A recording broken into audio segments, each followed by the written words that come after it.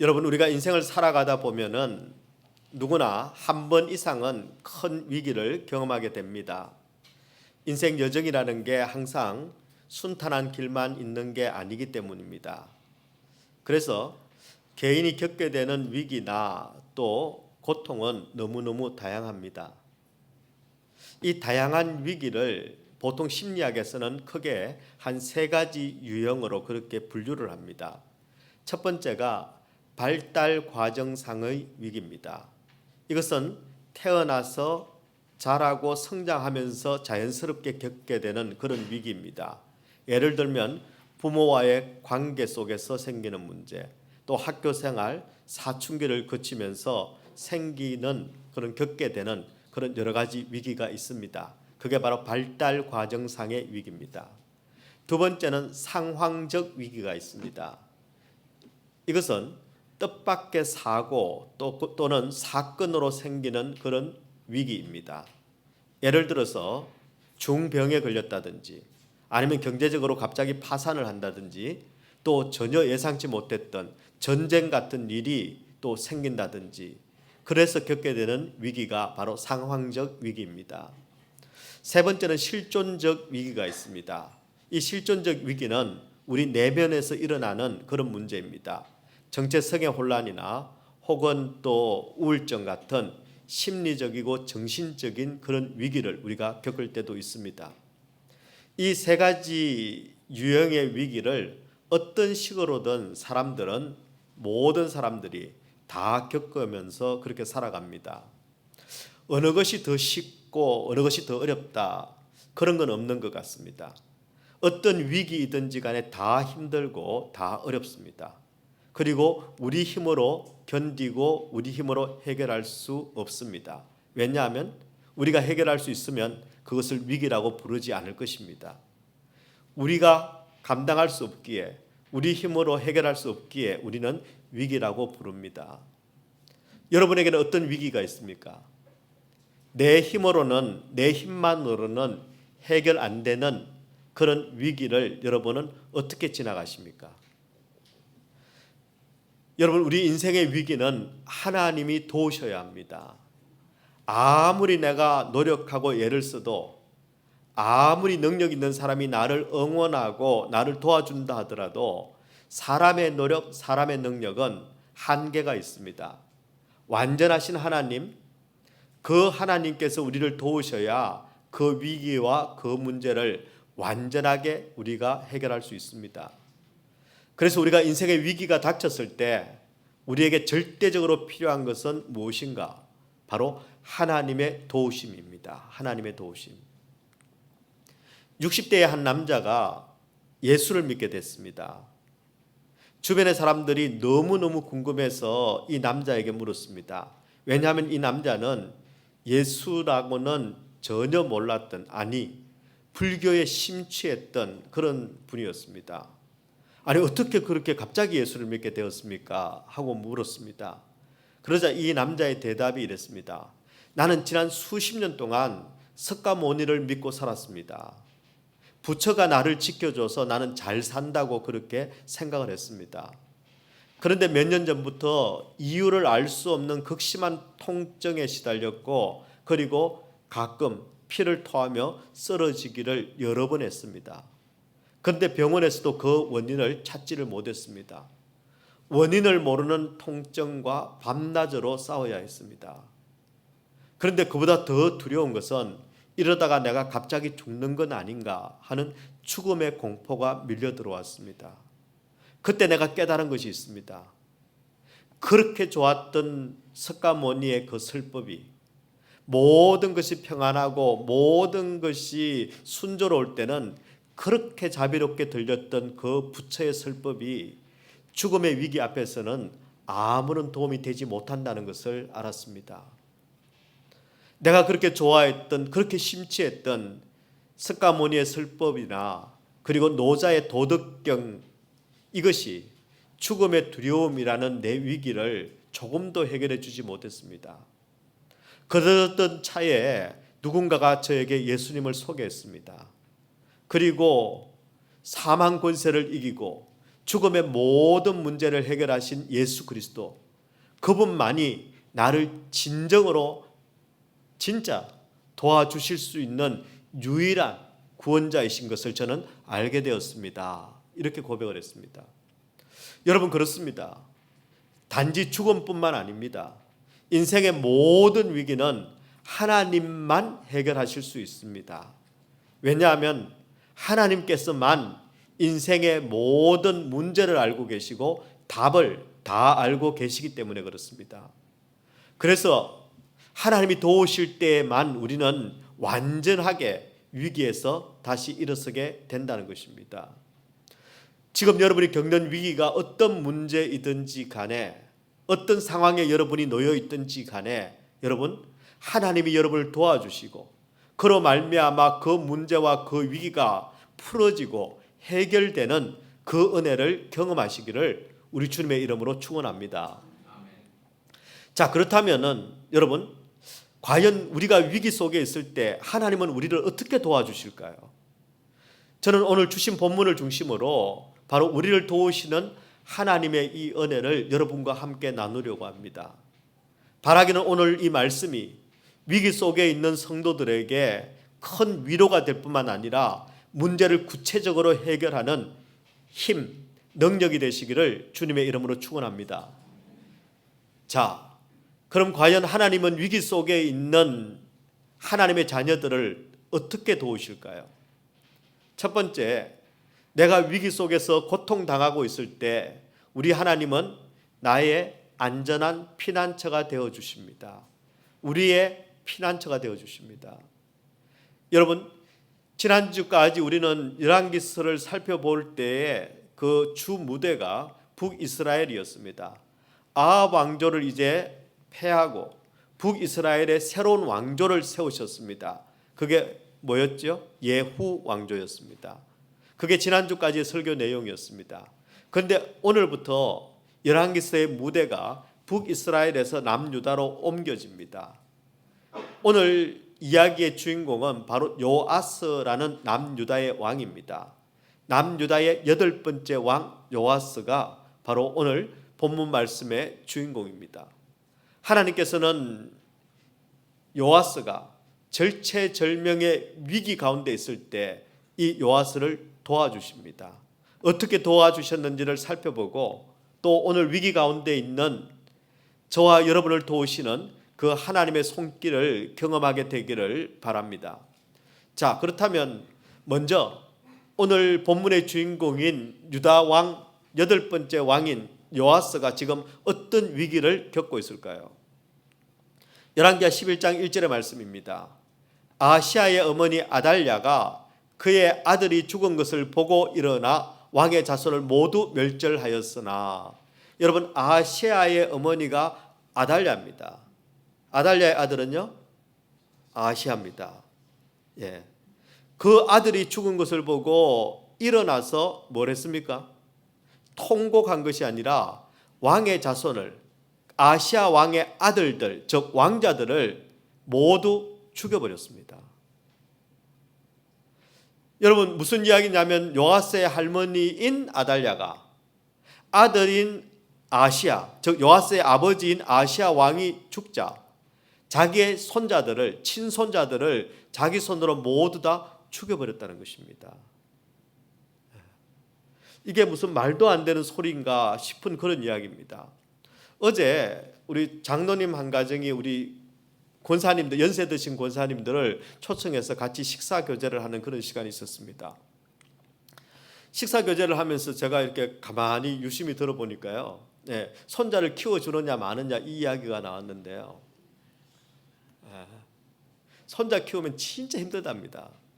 힘드신데 죽을 것 같다가도 부르면 또 막 달려가는 자기를 보게 된답니다. 그래서 보통 친정 어머니들이 싱크대에서 돌아가신다는 말씀이 너무 힘이 드는데 근데 이게 손주가 부르면, 또 손주 봐달라고 부르면 자기도 모르게 끙끙대면서도 일어나서 달려가고 있는 자신을 보게 되는, 그래서 이게 자기 아이들보다 손주가 훨씬 예쁘답니다. 예. 그래서 손주를 위해서 죽어줄 수도 있는 그런 마음의 자세와 태도와 사명을 가지고 다 계시더라고요, 우리 권사님들이. 근데 이 할머니는 도대체 어떻게 된 할머니인지, 이 아달랴는 아들이 죽으니까 손자들을 죽여버렸습니다. 그리고 자기 스스로 왕이 됐습니다. 어떻게 이런 일이 일어날 수 있습니까? 이게 말이 되는 이야기입니까? 근데 여러분 아십니까? 우리에게 일어나는 위기라는 모든 문제들은 대부분 이렇습니다. 말이 안 되는데 생긴 일입니다. 아니, 생각지도 못했던 일인데 생기는 일입니다. 아니, 이게 상식적으로 이게 말이 되냐 싶은 일들이 우리 가운데 생깁니다. 그게 위기입니다. 여러분, 말도 안 되는 일이, 예상치도 못했던 일들이 내 삶에 갑자기 쑥 들어옵니다. 위기의 사전적 의미가 무엇인가 하면 위험한 고비나 시기가 찾아오는데 예고 없이 찾아오는 것이 위기입니다. 예고 있이 찾아오는 것은 위기가 아닙니다. 예고 없이 갑자기 들이닥칩니다. 그런데 지금 요아스가 지금 딱 이런 처지에 놓여 있습니다. 그런데 정말 놀라운 게 뭐냐면 지금 요아스가 몇 살이냐면요, 1살입니다. 1살. 1살이면 겨우 이제 일어서서 짚고 이렇게 다닐 그때쯤이라고 생각이 되는데요. 예, 우리 아내는 뛰어다녔습니다만, 이런 절체절명의 위기를 맞은 요아스가 여러분 앞뒤 분별은 고사하고 무슨 일이 일어났는지 아무것도 모릅니다. 1살짜리가 뭘 알겠습니까? 그리고 사실은 혼자서는 여러분 대소변도 가리지 못하는 그런 정말 갓난 아기입니다. 이런 아기가, 자기 인생의 1살배기 아기가 위기가 닥쳤습니다. 그 위기가 뭔지도 모릅니다. 그런데 어떻게 위기를 벗어날 수 있습니까? 여러분이 걱정하실 것 같아서 제가 결론을 먼저 말씀드리자면, 이 요아스는 여러분 죽지 않고 잘 살아납니다. 예, 무엇 때문이냐?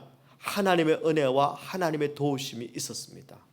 스스로는 문제를 인식조차 하지 못하고, 그래서 문제를 풀어나갈 수 없는 이 요아스가 하나님의 은혜와 하나님의 도우심 때문에 이 위기에서 벗어날 수 있었다는 것입니다. 지금 저와 여러분이 겪고 있는 그 위기도 하나님의 은혜가 있으면, 하나님의 도우심이 있으면 넉넉하게 벗어날 줄 믿습니다. 여러분, 요아스는 앞에서 말씀드린 것처럼 할머니의, 그것도 친할머니의 칼날을 피해서 여러분 살아남게 됐습니다. 1살짜리가 어떻게 해요? 그 배경을 성경은 우리에게 자세히 기록해서 남겨두고 있습니다. 열왕기하 11장 2절의 말씀입니다. 요람 왕의 딸 아시아의 누이 여호세바가 아시아의 아들 요아스를, 즉 조카를 왕자들이 죽임을 당하는 중에서 빼내어 그와 그의 유모를 침실에 숨겨 아달랴를 피하여 죽임을 당하지 아니하게 한지라. 왕자들을 다 죽일 때 이 1살배기 조카 요아스를 유모와 함께 자기 침실에 숨겨줬다는 것입니다. 여러분, 이 요세바의 엄마가 바로 아달랴입니다. 엄마는 지금 손주들을 죽이려고 하고 있고, 이 딸인 요세바가 바로 조카를 지금 목숨 걸고 살리고 있는 겁니다. 이게 무슨 사연일까요? 아니, 어떻게 된 집안이 이럴 수가 있습니까? 여러분의 이해를 돕기 위해서 제가 그 배경을 좀 간략하게 설명을 드려야 되겠습니다.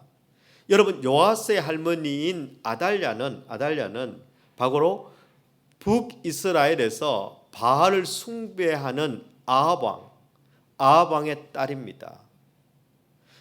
아버지가 아합 왕이고요, 엄마는 누굴까요?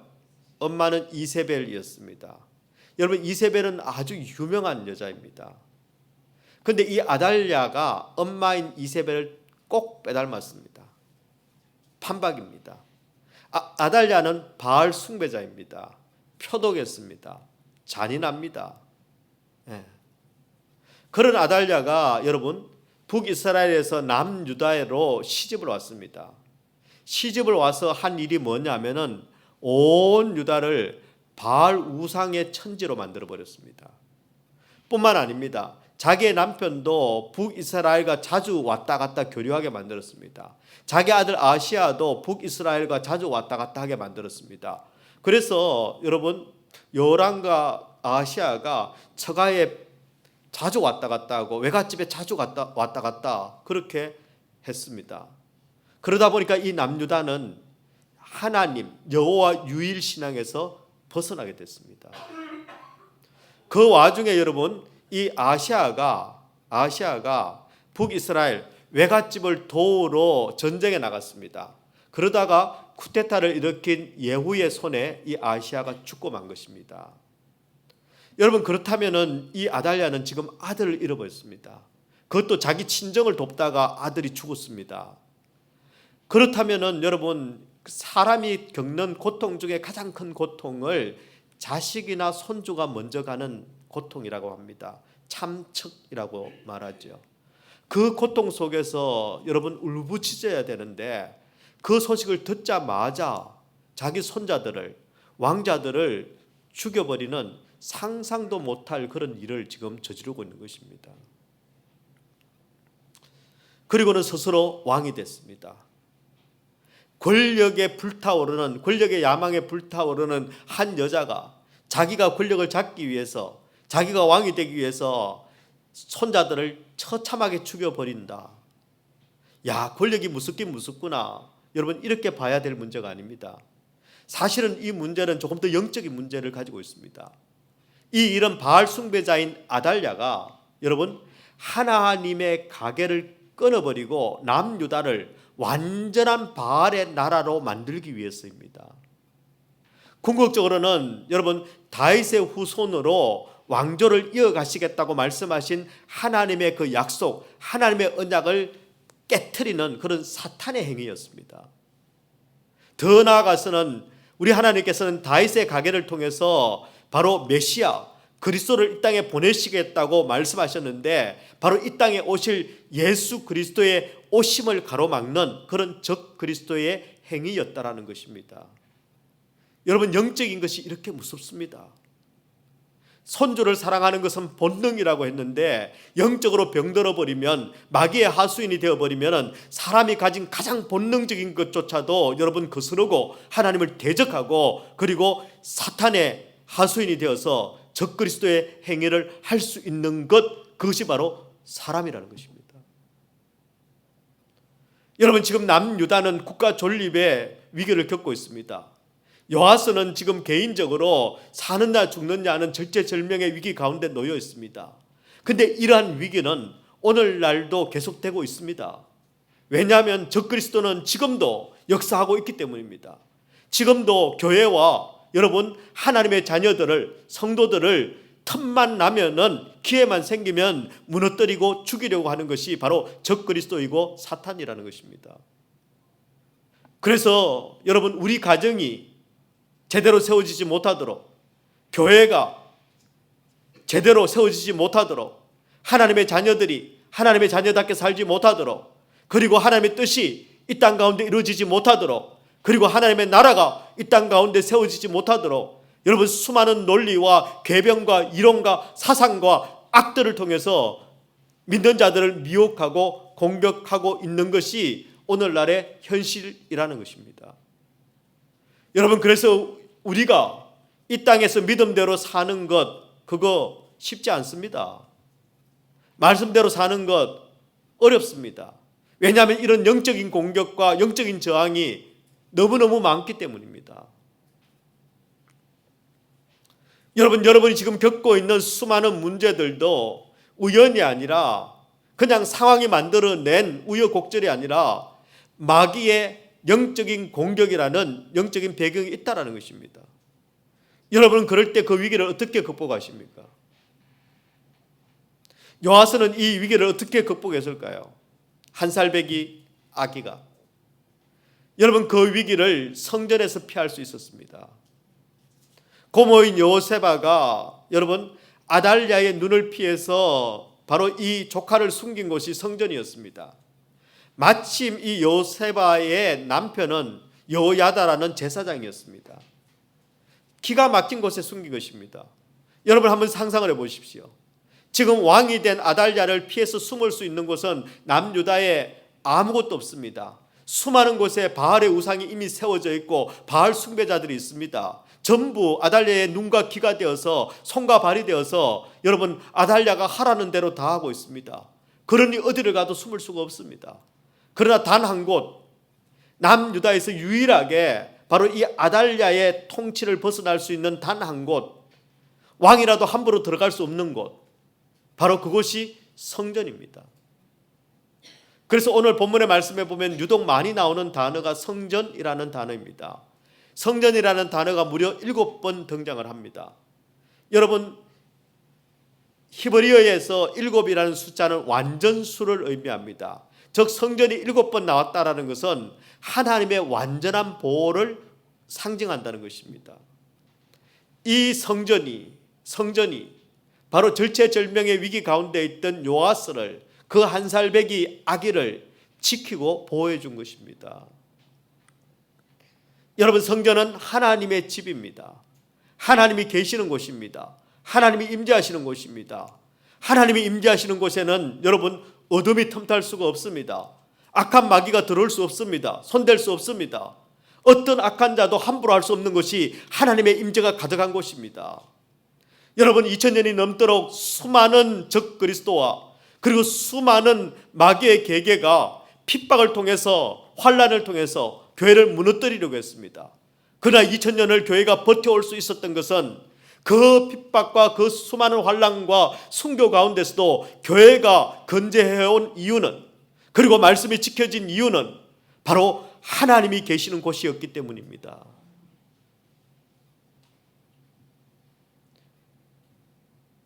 지금 저와 여러분 가운데 위기 가운데서 어쩔 줄을 몰라 하고 있다면, 두려워하고 있다면, 여러분 삶에 지치고 내 힘으로 해결할 수 있는 일이 아니라서 그저 울고만 있다면 그런 분들에게 저는 권면을 합니다.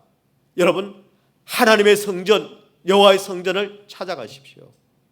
하나님의 성전에 있어야, 그 속에 있어야 우리는 참된 안식을 누릴 수가 있습니다.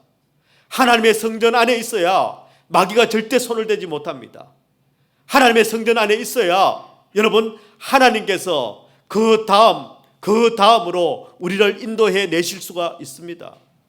저는 저와 여러분이 안전한 그리고 완전한 피난처인 성전에서 바로 우리를 해하려고 하는 모든 마귀의 계계를, 그 칼날들을 피하고 하나님께서 주시는 생명의 양식을 공급받고 하나님의 세밀한 음성을 들음으로 말미암아 영육이 회복되고 다시 일어서는 그런 축복의 역사를 경험하시기를 우리 주님의 이름으로 축원합니다. 두 번째입니다. 내가 위기 속에 고통당하고 있을 때 하나님께서 나를 어떻게 도우시는가? 하나님은 나를 위해서 살 길을 친히 준비해 주십니다. 하나님은 내 살 길을 준비하고 계십니다. 여러분, 유명한 기독교 작가인 필립 얀시가 쓴 책 중에 이런 제목의 책이 있습니다. 내가 고통당할 때 하나님은 어디 계십니까? 여러분, 우리가 고통당할 때 하나님은 어디 계십니까? 그 책에서 필립 얀시는 이런 말을 합니다.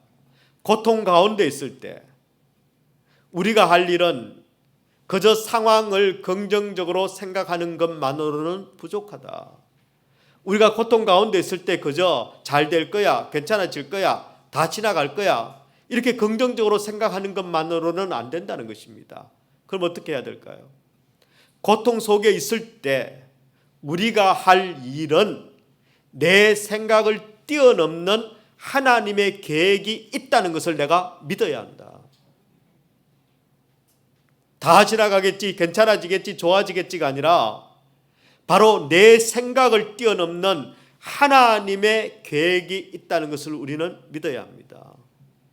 여러분, 믿음이 있으면 사람은 쉽게 무너지지 않습니다. 사실 사람을 무너지게 만드는 것은 위기라는 문제가 아닙니다.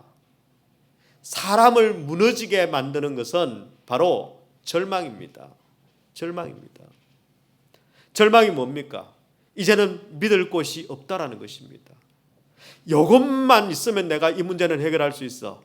이 사람만 나를 도와주면은 내가 다시 일어설 수 있어. 근데 이 사람이 나를 도와주지 않습니다. 이 문제가 해결되지 않습니다.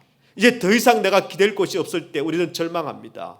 그리고 그때 우리는 무너져 버립니다.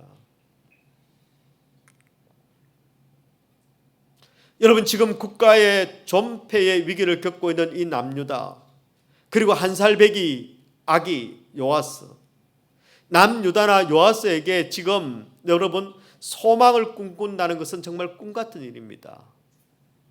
기댈 데가 없습니다. 믿을 만한 곳이 없습니다. 서슬퍼런 아달랴 밑에서 요아스는 목숨을 건졌습니다. 하지만 여전히 성전 안에 지금 숨어 살고 있습니다. 고개라도 빼꼼히 내밀면 언제든지 죽임을 당할 수 있는 그런 상황 가운데 지금 살고 있습니다. 그 사이에 시간은 흘러갔습니다. 6년의 시간이 흘러서 이제 요아스가 7살이 됐습니다. 여러분 한번 상상을 해보십시오.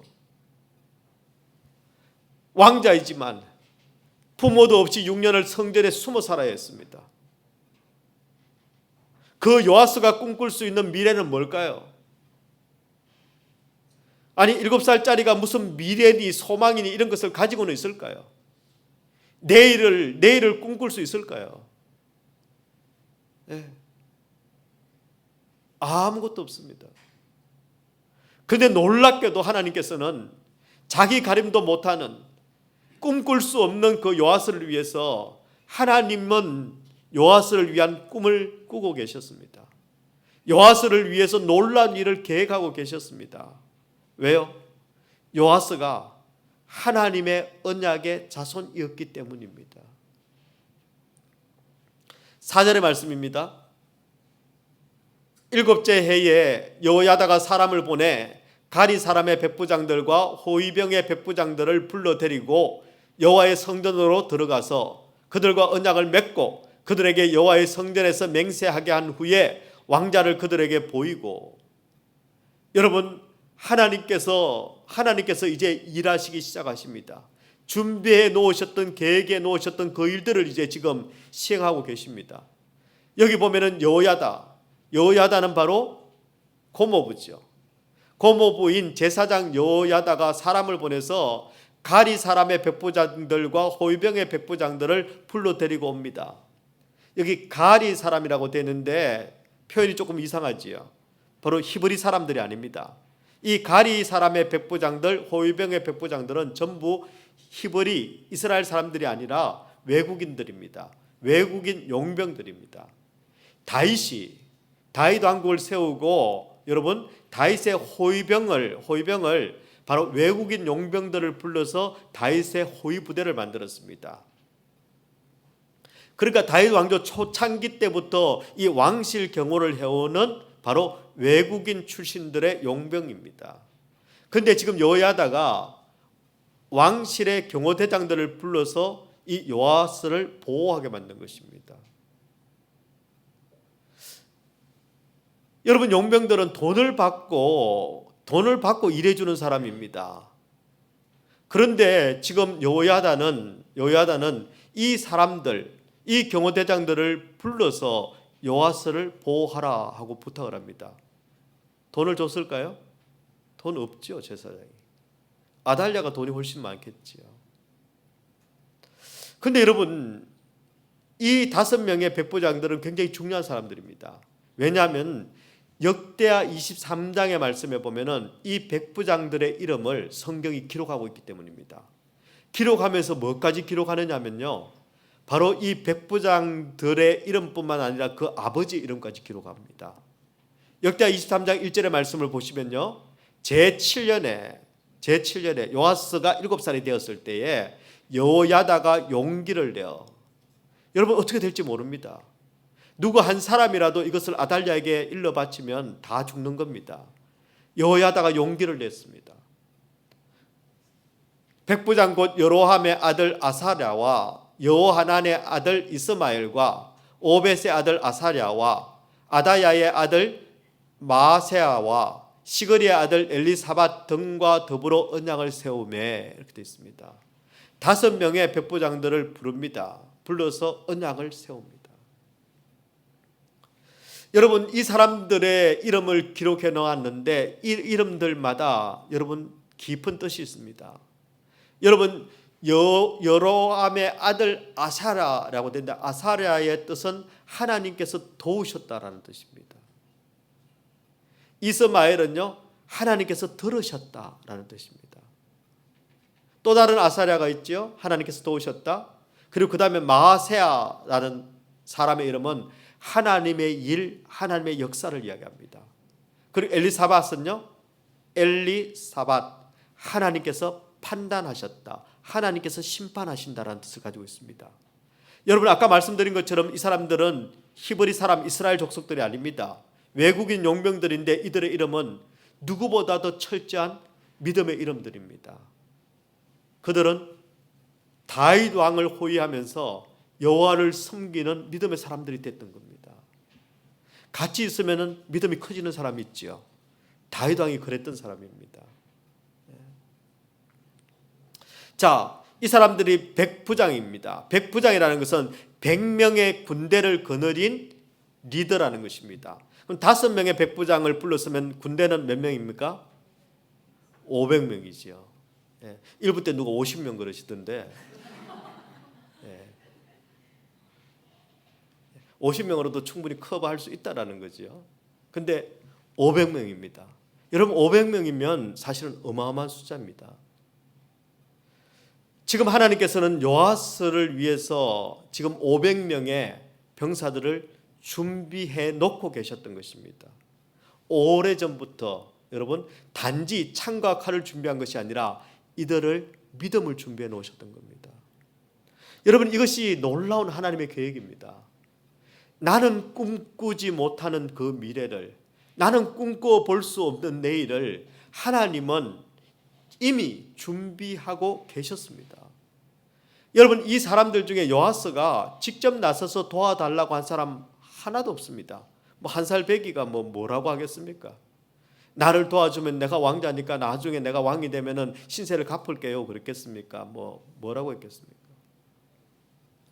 여러분 사실은 고모와 고모부도 요세바와 여야다도 요아스가 도와달라고 말한 게 아닙니다. 그런데 하나님께서는 바로 이 요아스를 위해서 요세바도 예배해 놓으셨고 여야다도 예배해 놓으셨고 그리고 백부장들과 500명의 군사들을 다 미리 준비해 놓고 계셨던 것입니다. 참 재밌는 게 요세바, 이 아달랴의 딸인 요세바의 이름은 여러분 여호세바, 하나님의 언약, 하나님은 언약이시다 이런 뜻을 가지고 있습니다. 남편인 여호야다는요 여호는 아무래도 하나님이겠지요. 야다가 뭘까요? 야다는 안답니다. 하나님은 다 알고 계신다. 그러니까 여호끼리 만난 겁니다 지금. 아내는 여호세바, 하나님은 언약이시다. 그리고 남편은 여호야다, 하나님은 다 알고 계신다. 이 두 사람을 하나님께서 예배해 놓으셨던 겁니다. 여러분 우리도 마찬가지입니다. 내 인생 내가 노력해서 내 능력으로 여기까지 왔다고 생각하는 분은 아마 안 계실 겁니다. 하나님이 돕지 않으셨다면, 하나님이 은혜 주시지 않으셨다면 절대 저와 여러분은 여기까지 올 수 없는 인생들입니다. 이것을 아는 사람을 우리는 은혜를 안다라고 이야기합니다. 은혜를 아는 사람이다. 여러분 7살의 요아스, 성전에서 6년이라는 이 시간이 의미하는 것은 사실 사람이 할 수 있는 일은 아무것도 없다라는 것입니다. 제가 이런 생각을 해보았습니다. 만약 우리 아이를 6년 동안 7년 동안 교회에서만 키우면 어떻게 될까? 학원도 안 보내고요. 하여튼 아무것도 안 시키고 교회에서만 만약에 6년을 키웠다. 아무래도 안 되겠습니다. 이게 세상이 얼마나 빨리 변하는데 이게 할 줄 아는 건 아무것도 없고 어리버리하고 분명히 아빠 닮아서 어리버리할 텐데 교회 안에서 살면은 안 될 것 같습니다. 근데 여러분 요하스를 통해서 우리가 배워야 될 교훈이 하나 있습니다. 내 삶의 모든 것은 다 하나님의 은혜고 다 하나님께 달려 있다라는 것입니다. 사람, 시간, 물질 다 하나님 손에 달려 있습니다. 내가 애써 찾은 사람, 만난 사람, 내가 애써 모은 물질, 내가 애써 아낀 시간이 아니라 하나님께서 주시는 사람, 하나님께서 주시는 시간, 하나님께서 주시는 물질, 이것이 완전합니다. 사람이 만들어내는 것은요, 대가를 치러야 됩니다. 반드시 대가 치러야 됩니다. 그래서 옛날 우리 시골 어르신들이 말씀하셨습니다. 세상에는 공짜가 없다라고 말씀하셨습니다. 사람에게는 공짜가 없습니다. 하나님은요, 하나님도 공짜가 없으십니다. 그런데 하나님은 은혜로 우리에게 주십니다. 예수님이 대신 지불하셨기 때문입니다. 여러분, 7살 요하스 6년 동안 성전 안에서 그냥 고개 한번 내밀지 못하고 생존만 했던 그 요하스, 아무것도 할 줄 모르는 요하스. 그런데 딱 요하스가 한 가지 딱 아는 게 있다면 그것은 바로 하나님을 향한 믿음이었습니다. 고모인 요세바가 고모부인 여호야다를 통해서 배운 것은 신실한 믿음이었습니다. 사실 요하스는 믿음이 뭔지도 잘 몰랐을 겁니다. 하지만 성전에서 사는 6년 동안 하나님께서 어떻게 나를 도우실지, 하나님께서 나를 어떻게 인도하실지, 하나님께서 내 인생을 어떻게 만들어 가실지 그런 구체적인 일은 하나도 모르지만 그러나 하나님께서 나를 살리신다. 하나님께서 나를 어디론지는 모르지만 책임져 주신다라는 그 믿음을 가졌습니다. 하나님은 그 믿음대로 요하스를 책임져 주셨습니다. 도와주셨습니다. 그리고 인도해 주셨습니다. 여러분, 혹시 저와 여러분 가운데 언제 끝날지도 모르는 답답한 6년의 시간에 갇혀 있는 분들이 계십니까? 끝나지도 않고 언제 어떻게 무너질지도 모르는 긴장감 속에 6년을 갇혀 있는 분이 혹시 있습니까? 내가 예수를 믿기는 하는데, 내가 언약의 자손이 맞는데, 하나님의 자녀가 맞는데 왜 사는 건 이렇게 맨날 고단하고, 왜 하는 일마다 힘들고 되는 건 없고, 왜 이대로 내가 계속 살아야 되는지 믿음조차 흔들리고 있는 분이 혹시 없습니까? 그렇다면 여러분 잘 들으십시오. 하나님을 믿으십시오. 이것저것 복잡한 것 여러 가지 하려고 하시지 말고 그냥 하나님을 믿으시고 하나님만 믿으십시오. 그것만 하면 됩니다. 그러면 우리 하나님께서 다 나를 위하여 길을 예비하시고 나를 위하여 친히 일하시는 좋으신 아버지께서 우리를 책임져 주실 것입니다. 저와 여러분이 내 힘으로, 내 능력으로, 내 생각대로, 내 계획대로 살겠다고 발부둥 치면 칠수록 여러분, 우리는 더딜 수밖에 없습니다. 그러나 기가 막힌 하나님의 도우심이 있다는 것을 내가 믿고 그 하나님의 은혜를 날마다 찬양하고 그 하나님의 은혜를 감사하며 하나님과 동행하며 살아간다라면은 여러분, 우리 하나님께서는 내가 꿈꿀 수 있는 것보다 훨씬 위대하고 훨씬 아름답고 그리고 훨씬 복된 인생이 되게 하실 것입니다. 저는 저와 여러분이 그런 인생이 되기를 우리 주님의 이름으로 축원합니다. 가진 것이라고는 가난밖에 없었던, 거기에 하나를 더 붙이자면은 무식밖에 없었던 한 여인이 하나님을 만나고 하나님을 믿게 되고 그리고 놀라운 삶을 살게 된 그런 이야기가 하나 있습니다. 바로 그 여인을 여러분에게 소개하고 말씀을 마무리하려고 합니다. 아마 여러분 중에 읽어보셨거나 아마 들어보신 분들이 있을 겁니다. 찔레꽃 그 여자라는 책을 쓰신 분입니다. 박순애 전도사님입니다. 박순애 전도사님. 박순애 전도사는 1963년 포항 구룡포에서 태어났습니다.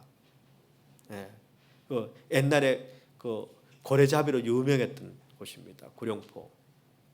어머니가 본처가 아니고 후처였습니다. 그런데 아버지는 의처증이 깊었고 그리고 알코올 중독자였습니다. 맨날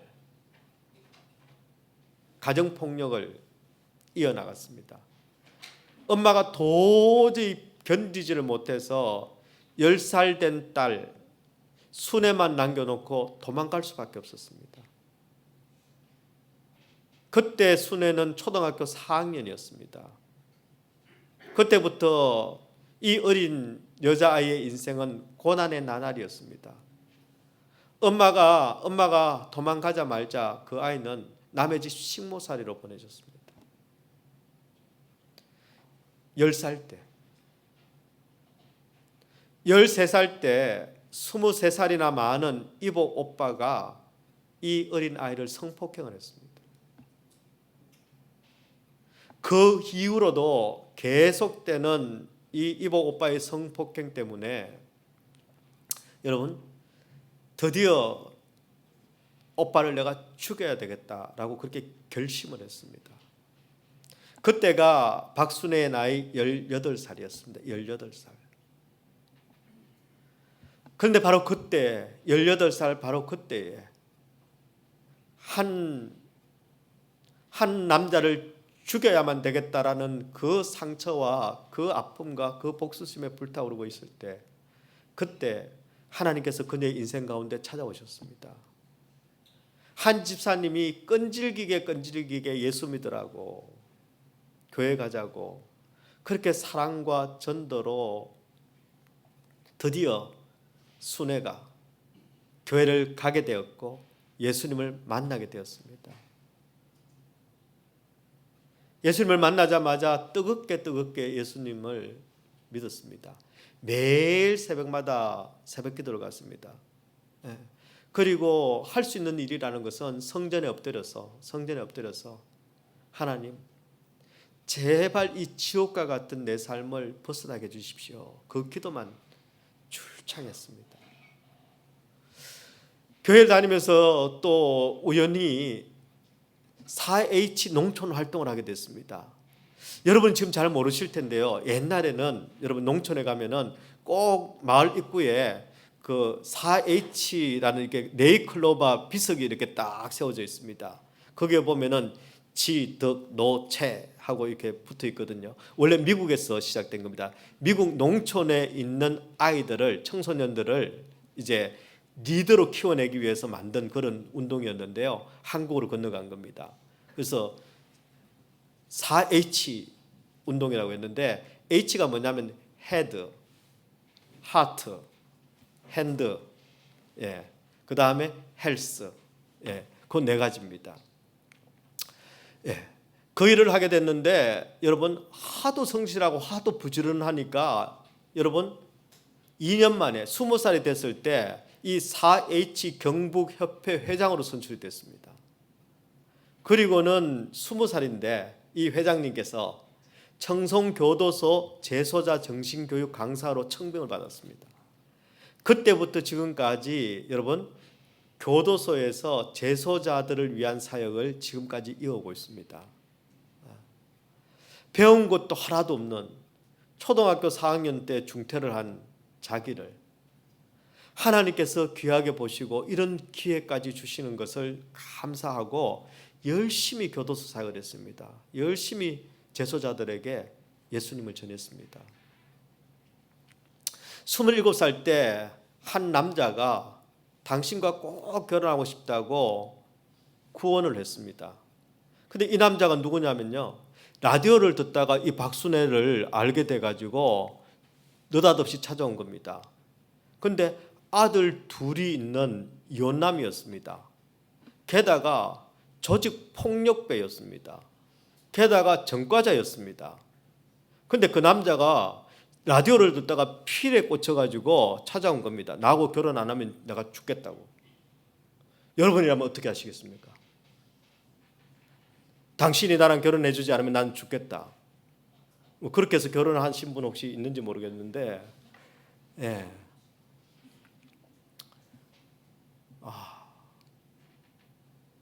하여튼 뭐 이렇게 뭐 대책이 없는 사람 아닙니까? 아니 한 번 본 적도 없는데 갑자기 찾아와가지고 나하고 결혼해주지 않으면 죽겠다. 또 아들 둘 데려와가지고. 예. 하여튼 조직폭력배도 아니고 조직폭력배 맞습니다. 참. 근데요, 이 순애의 엄마가 내가 죽어도 안 된다, 그거는 그렇게 반대를 하고 나섰습니다.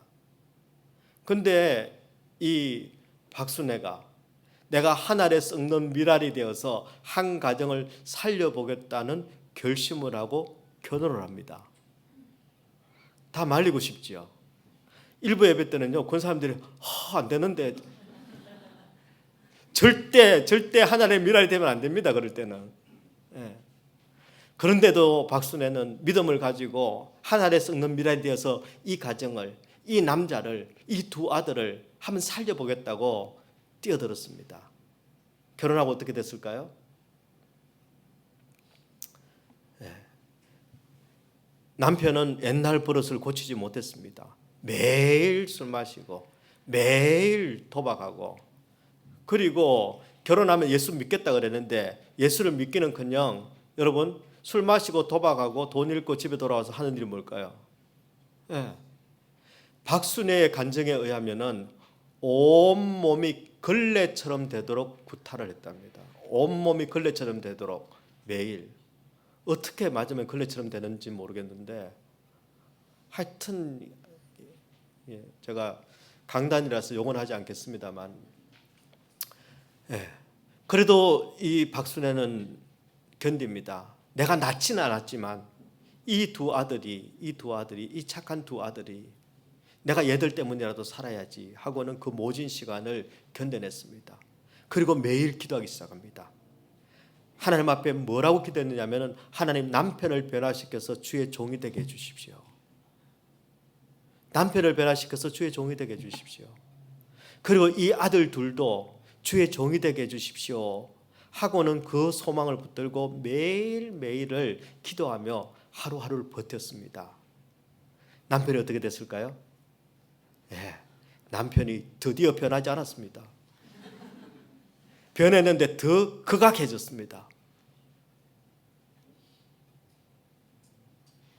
그래서 이제는 더 이상 버틸 수가 없어서 하나님께 기도 제목을 바꾸기 시작했습니다. 하나님 저를 데려가 주십시오. 하나님 저를 지금 데려가 주십시오. 그렇게 기도하고 결단하고 기도 응답을 받았는지 안 받았는지 모르겠지만 옥상에 올라갔습니다. 딱 뛰어내리려고 하는 그 순간에 이 고1 중3 이 아들이 어떻게 눈치를 챘는지 쫓아 올라와가지고는 엄마를 붙들고 이제 난리를 치는 겁니다. 그 아들들 때문에 다시 내려왔습니다. 그 사이에 하나님께서는 놀라운 일을 준비하고 계셨습니다.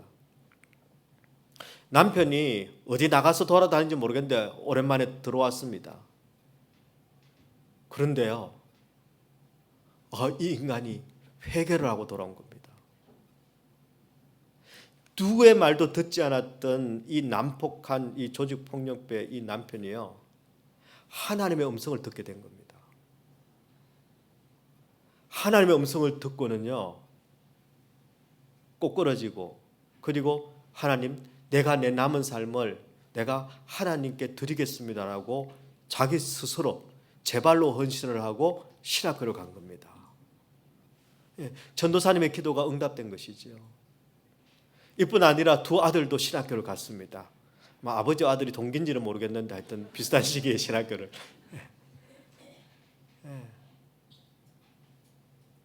한 아들은 목회자가 되었고요. 또 다른 아들은 신학교 교수로 쓰임받게 됐습니다. 신실하신 하나님께서는 하나님만 믿고 살아온 박순애 전도사에게 놀라운 은혜를 주셨고, 그리고 마침내 그 기도 가운데 다 응답해 주신 것입니다. 전도사님은 지금 세계를 다니면서 자신의 삶을 통해서 역사하신 그 하나님을 간증하면서 복음에 그리고 그리스도의 대사로 그렇게 멋지게 살아가고 있습니다. 제가 들은 바로는 남편이 이제 고분고분하답니다. 남편도 하나님 앞에 너무너무 귀하게 쓰임 받았습니다. 이 박순애 전도사님이 간정을 다니면서 늘 하는 말이 있습니다. 그게 뭐냐면요, 기도는 길지만 응답은 순간이다. 기도는 길지만 응답은 순간이다. 좋지요. 사실 저는 여러분하고 의견이 좀 다릅니다. 저는 기도는 짧아도 응답은 영원하다, 뭐 이런 걸 좋아합니다. 근데 기도는 길지만 응답은 순간이다. 고난은 길지만 축복은 순간이다. 그러므로 믿음의 임계점을, 크리티컬 포인트를 넘어라. 그 영적인 절정이 축복의 절정임을 깨닫게 될 것이다. 여러분, 우리는 실컷 고생하고 실컷 할 것 다 하고, 그리고 요 앞에서 다시 떨어지고 이 앞에서 다시 떨어지고, 한 번도 우리가 믿음의 이 임계점을, 이 크리티컬 포인트를 넘어서지 못하기 때문에 우리는 그 믿음의 임계점을 넘어서지 못해서 축복의 절정을 경험하지 못한다는 것입니다. 어쩌면 오늘 설교의 요약과 같은 그런 박순애 전도사의 고백입니다. 여러분, 우리가 여기까지 온 것, 우리 인생이 여기까지 올 수 있었던 것 다 하나님의 은혜입니다. 조금만 더 똑똑하면 우리가 압니다. 여기까지 온 게 하나님의 은혜라면 앞으로 갈 길도 하나님의 은혜로 우리는 갈 수 있습니다. 굽이 여러분 모진 위기를 여러분 다 넘어서 여기까지 오셨습니다. 요아서처럼 자기가 무슨 신세인지도 모르고 어떤 위험이 옆에 도사리고 있는지도 모르고 살았지만, 하나님께서는 그 가운데서도 요아서를 건져주시고 살려주시고 인도해 주셨던 것처럼, 우리가 모르는 모든 마귀와 사탄과 그리고 죽음의 권세 가운데서 하나님께서 우리를 건져주셨기에 여기 와 있는 것입니다. 그 하나님의 은혜를 알고 그 하나님의 은혜를 믿는 인생을 우리 하나님께서는 반드시 도와주십니다. 반드시 도와주십니다. 여러분, 우리 하나님께서는 전지전능하신 분이십니다. 우리 하나님께서는 완전하신 분이십니다. 못하실 것이 하나도 없는 분이십니다. 그런데 그렇게 능력 많아서 그걸 어디다 쓰실까요? 그분이 가진 모든 능력, 모든 권세를 가지고 여러분 우리를 위해 쓰시고 우리를 위해 일하시는 분이 우리 하나님 아버지십니다. 우리 하나님께서는 하나님을 믿는 인생, 하나님을 믿는 인생을 그분의 그 놀라운 능력과 은혜를 통해서 반드시 다시 회복시키시는 분이 하나님이십니다. 그분이 가진 그 능력을 가지고 어떻게 하셨습니까? 우리를 위하여 십자가에 죽으시지 않으셨습니까? 우리를 위하여 모든 죽음의 사망의 권세를 깨뜨리고 그 하나님의 권세와 능력을 가지고 우리를 위하여 다시 사시지 않으셨습니까? 그뿐입니까? 바로 살아나신 그 주님께서 우리를 살리시지 않으셨습니까? 그분이 가진 모든 권세, 모든 능력, 모든 전지하심을 가지고 우리를 승리하게 하시는 일에 하나님은 모든 것을 거신 분이십니다. 아들을 거신 분이십니다. 여러분 지금 어떤 인생의 위기 가운데 있습니까? 기댈 때는 있습니까? 뭐를 기다리고 있습니까? 여러분, 하나님을 믿으십시오. 하나님을 믿으셔야 합니다. 그리고 믿음의 임계점을 이제는 넘어서십시오. 여기서 멈추면 안 됩니다. 한 번은 넘어가야 합니다. 반드시 넘겨야 합니다. 왜요? 이 임계점을 넘어섰을 때 하나님께서 계획하시고 하나님께서 준비하시고 하나님께서 일하고 계시는 그 놀라운 일을 우리가 볼 수 있기 때문입니다. 우리 하나님은 나보다 나를 더 잘 아십니다.